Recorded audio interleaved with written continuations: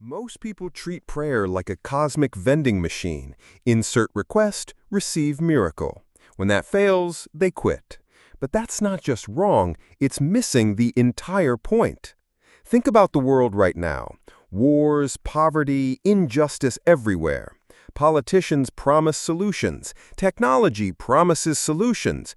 But nothing actually changes. Why? Because we're treating symptoms while ignoring the disease. The disease is sin, not the fire and brimstone kind you're picturing. I'm talking about the everyday selfishness, the greed, the hatred that poisons everything it touches. Every major problem, from broken families to global conflicts, traces back to this spiritual sickness.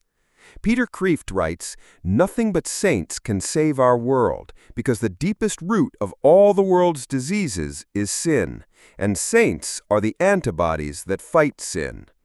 Here's where it gets interesting. History shows us something remarkable. Every time the world has dramatically improved, it wasn't through politics or technology. It was through saints. Mother Teresa in the slums, Martin Luther King Jr. fighting injustice, regular people who became extraordinary through God's grace. Prayer isn't about changing God's mind. That's like thinking exercise is about changing gravity. Prayer changes you. It's the hospital where sick souls meet the only doctor who can cure them. Think about it this way. You know how exposure to radiation changes cells at the molecular level? Prayer is spiritual radiation. Every moment in prayer exposes you to God's presence, slowly transforming you from the inside out. You become what you're exposed to. God actually commands us to pray, not suggests, commands. In 1 Thessalonians 5:17, we're told to pray constantly. Why would an all-knowing God command us to tell him things he already knows? Because prayer isn't information transfer, it's transformation. God doesn't need your prayers, you do. Every prayer, even the ones that seem unanswered, changes you, makes you more saint, less sinner, more solution, less problem. Here's what nobody tells you. When you pray for something and don't get it, you're still winning because you're obeying, and obedience is love in action.